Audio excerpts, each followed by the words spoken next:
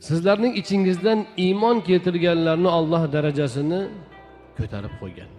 Vallazina utul ilma darajat. Ilm berilganlarga yana darajalar bor. Bu dunyoda kimdir qasr ayvonda yashayveradi. Eng yaxshi mashinani minaveradi.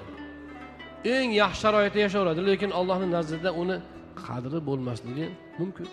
Siz bilan biz uni bu dunyodagi rohat farog'atini ko'rib, shu odam ulug' odam ekan Allohning nazdida deya olmaymiz. Allohning aziz qilishi nima ekan bo'lmasam? Oyat aytayaptiki, iymon keltirganlar Allohning nazdida aziz. Endi shu iymon berilganlar ichida yanada darajasi ulug'lar kimlar ekan? Allazina utul ilm. Ilm berilgan zotlar.